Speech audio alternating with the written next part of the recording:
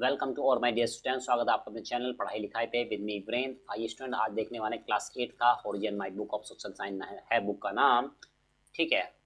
और सेक्शन है geography, chapter है 5 जिसका नाम है agriculture. Tick the correct option. चलिए इससे पहले हम वीडियो को स्टार्ट करें। माय डियर स्टूडेंट्स, हमारे वीडियो को लाइक शेयर सब्सक्राइब करना ना भूलिएगा और दोस्तों में शेयर करना ना भूलिएगा। तो चलिए स्टूडेंट स्टार्ट करते हैं आज का वीडियो बिना कोई वक्त गवाए हुए। First question, which of the following activity is considered as primary activity? किस एक्टिविटी को प्राइमरी एक्टिविटी कंसीडर किया जाता है? ट्रांसपोर्ट को, कम्युनिकेशन को या एग्रीकल्चर को? राइट आंसर है agriculture. Which of the following crops is grown in subsistence agriculture?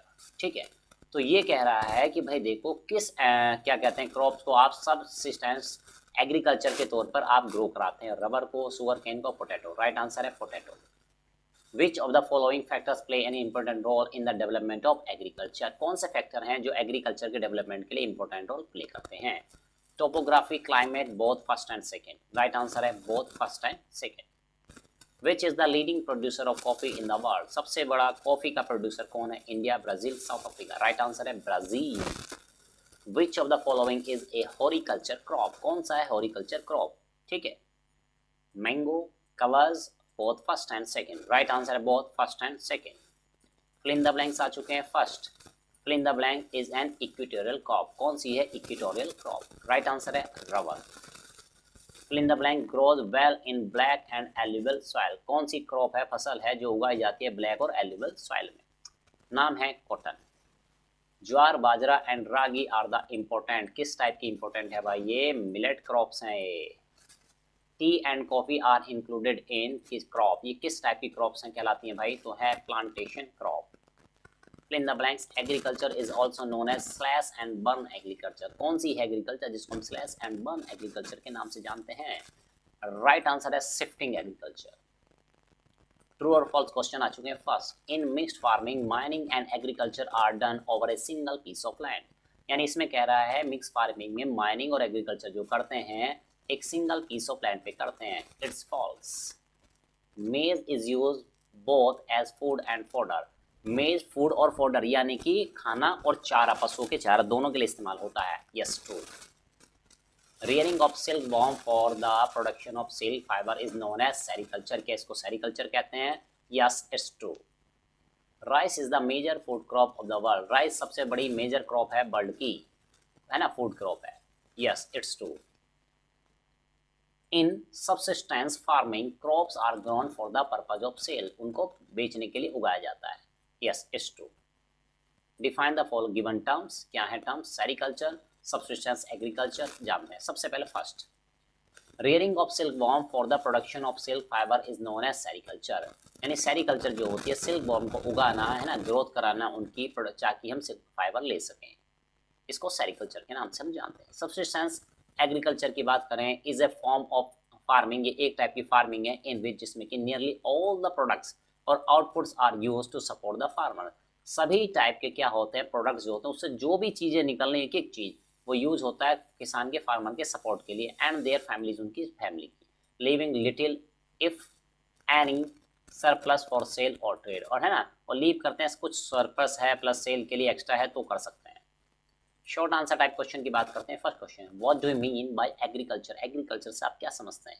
Give the factors which affect agriculture. वो फैक्टर बताएं जो एग्रीकल्चर को अफेक्ट करते हैं, है ना।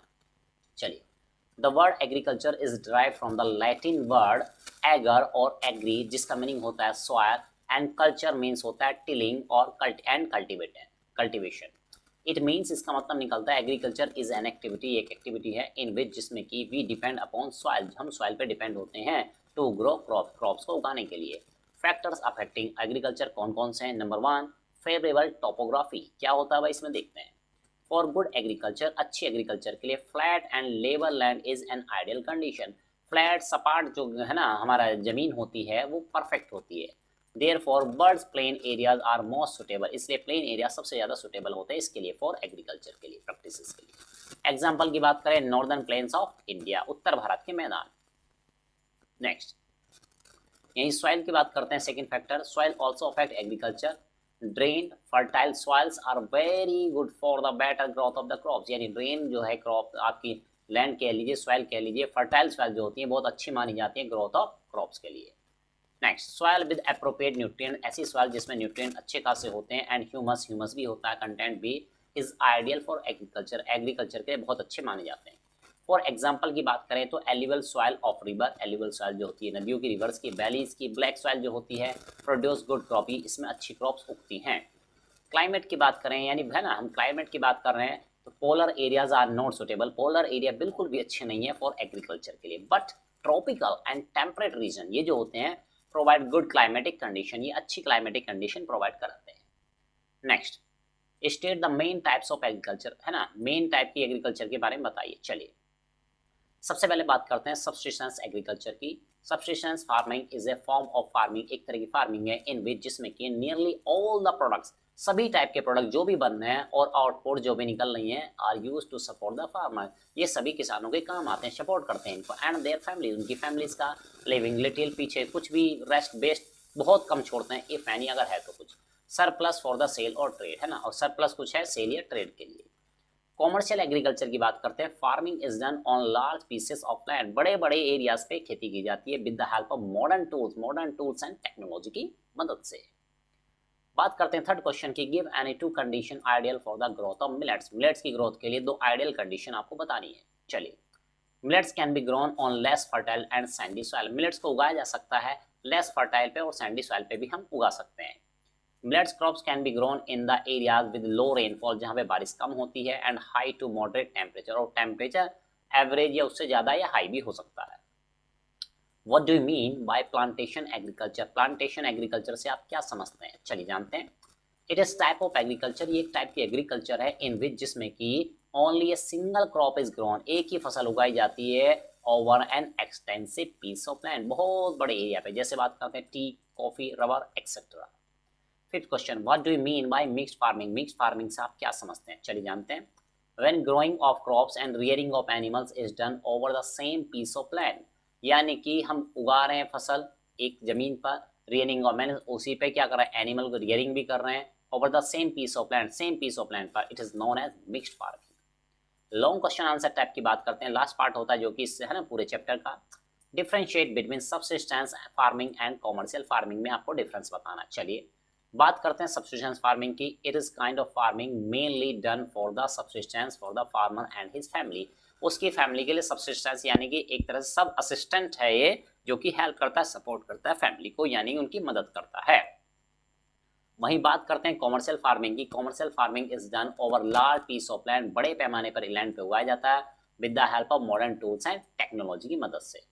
सेकेंड पार्ट में बात करते हैं, it only fulfil the basic food requirement of the farmer and his family, जो खाने पीने की बेसिक चीजें हैं जो किसानों को चाहिए उनकी ये फुलफिलमेंट कर देता है। जबकि commercial farming it fulfils the need of large population, बड़े पैमाने पे जो पॉपुलेशन होती है उनकी रिक्वायरमेंट को फुलफिल करता है। थर्ड पॉइंट बात करते हैं, the people have low technological equipment, technological equipment low होते हैं, कम यूज करते हैं इनका। Farmers use insecticide, pesticide and chemical fertilisers to grow healthy crop, यानी इतने सारे केमिकल का यूज करते हैं क्रॉप को उगाने के लिए मशीन से।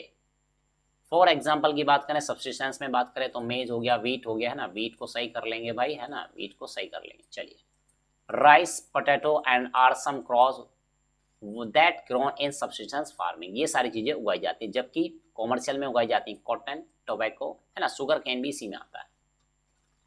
Differentiate between mixed and farming and plantation farming, mixed farming plantation farming में आपको डिफरेंस बताना। चलिए चलते हैं डिफरेंस की ओर। मिक्स की बात करते हैं पहले, when growing crops and rearing of animals is done over the same piece of land, यानी कि क्रॉप भी उगा रहे हैं, पशुओं की रियरिंग भी कर रहे हैं सेम पीस ऑफ लैंड पे, तो इसको कहते हैं मिक्स्ड फार्मिंग। वहीं प्लांटेशन फार्मिंग की बात करें, only a single crop is grown over a large tract of land, बड़े एरिया पे केवल एक ही टाइप को फसल को उगाना प्लांटेशन फार्मिंग कहलाता है। Vegetables, flowers and fruits are also grown, यानी मिक्स फार्मिंग ये सारी चीजें भी साथ में उगा ली जाती हैं। ठीक है, यहाँ पे बात करें मेनली जैसे टी हो गई, कॉफी हो गई, सुगर केन हो गया, कैश्यू नट्स हो गए, रबर हो गए, बनाना एक्सेट्रा, इसमें उगाए जाते हैं प्लांटेशन फार्मिंग में।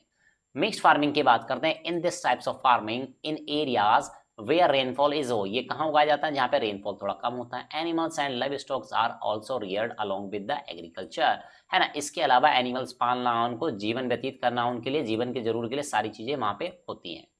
देयर मिल्क, उनका मिल्क हो गया, मीट एंड वूल भी, ये सारी चीज़ें भी सपोर्ट करती हैं। वहीं बात करें प्लांटेशन फार्मिंग की तो रबर इन मलेशिया की बात करें, coffee in Brazil, tea in India, Sri Lanka etcetera are the famous example of plantation in the world. यहाँ पे बात करते हैं हम फोर्थ पार्ट, यहाँ पे it is commonly practice in Europe, eastern USA, Argentina, south east Australia, New Zealand and South Africa.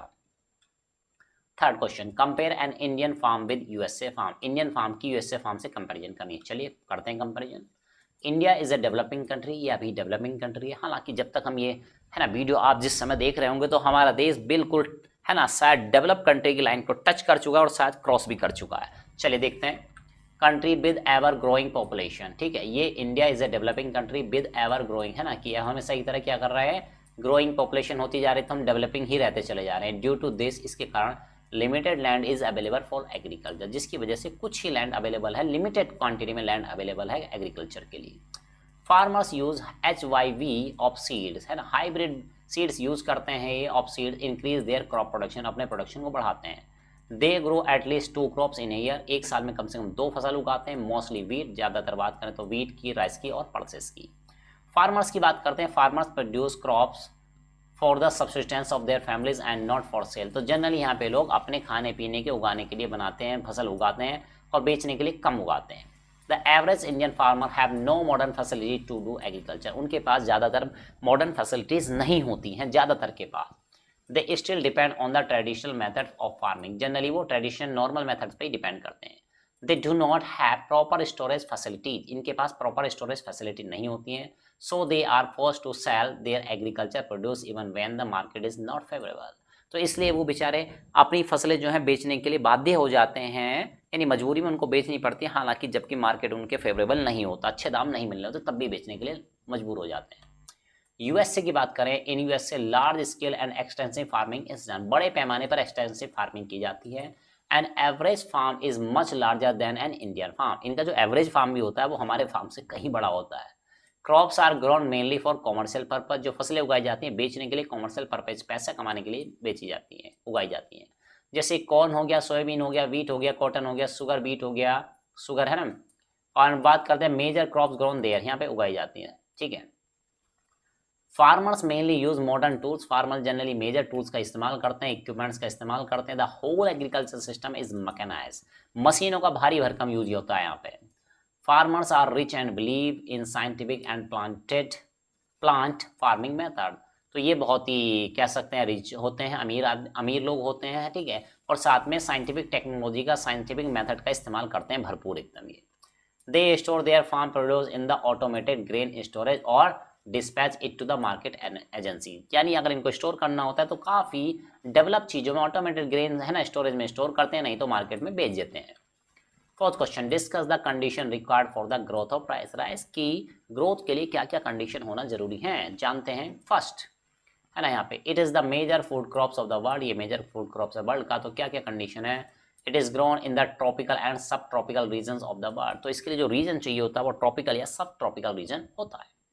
It is the staple diet of people living in these region, ये staple diet है, मतलब अक्सर diet है, normal diet है, daily diet है, ठीक है, लोगों की। इट रिक्वायर्स हाई टेम्परेचर, इसको ज़्यादा टेम्परेचर चाहिए होता है, हाई ह्यूमिडिटी, ज़्यादा नमी और रेनफॉल भी ज़्यादा चाहिए होता है। इट ऑल्सो रिक्वायर क्ले, यानी क्ले सॉइल जो होती है इसके लिए अच्छी मानी जाती है। वेल ड्रेन एल्यूवल सॉइल, है ना, ज़्यादा पानी भरा हो जिसमें एल्यूवल सॉइल ऐसी है तो बड़ी अच्छी बात है। विच कैन रिटेन वाटर, जो कि पानी को रिटेन कर सके, होल्ड कर सके। इन फेवरेबल क्लाइमेटिक कंडीशन, अगर फेवरेबल कंडीशन इसको मिल गई, 2 और 3 crops of rice may be grown, 2 से 3 फसल हम ले सकते हैं इन ईयर, एक साल में। Such as in West Bengal, जैसे कि वेस्ट बंगाल में और बांग्लादेश में करते हैं। इट रिक्वायर्स हैवी रेनफॉल, जिसको ज़्यादा रेनफॉल चाहिए होता है, more than 100 centimetre and temperature 25 degree Celsius से ज़्यादा। Fifth question, give a brief description about tea plantation, tea plantation के बारे में एक ब्रीफ डिस्क्रिप्शन आपको देना है। चलिए चलते हैं आंसर की तरफ। It is an example of plantation agriculture, एक टाइप का प्लांटेशन एग्रीकल्चर है। It is well grown in tropical and सब ट्रॉपिकल क्लाइमेट, ये ट्रॉपिकल और सब ट्रॉपिकल क्लाइमेट में अच्छा उगता है।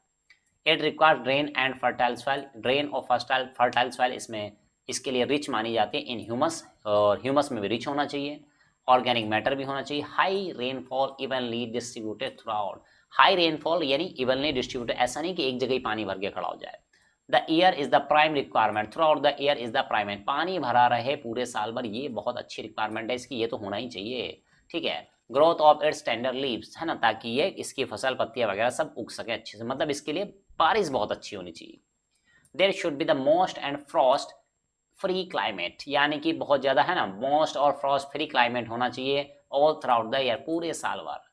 Kenya, India, China and Sri Lanka produce the best quality T in the world, तो टी के लिए क्या होता है, यानी कि ये वाला क्या होता है भाई, ये एनवायरनमेंट बहुत अच्छा माना जाता है। India is the leading producer as well exporter of tea in the world, है ना, ये लीडिंग प्रोड्यूसर भी है और एक्सपोर्टर भी है किसका, टी का। चलिए, इस तरह से माय डियर स्टूडेंट्स आज आपने वीडियो देखा, कमेंट बॉक्स में कमेंट करके जरूर बताइएगा कि आपको वीडियो कैसा लगा, क्या सॉल्यूशन आपके लिए हेल्पफुल होते हैं कि नहीं होते हैं, किस स्कूल से आप बिलोंग करते हैं, who is your best teacher, ये भी कमेंट बॉक्स में कमेंट करना ना भूलिएगा। तो चलिए स्टूडेंट, इसी तरह हम मिलते रहेंगे, लेकर आते रहेंगे आपके लिए और भी वीडियो, तो तब तक के लिए दें बाय।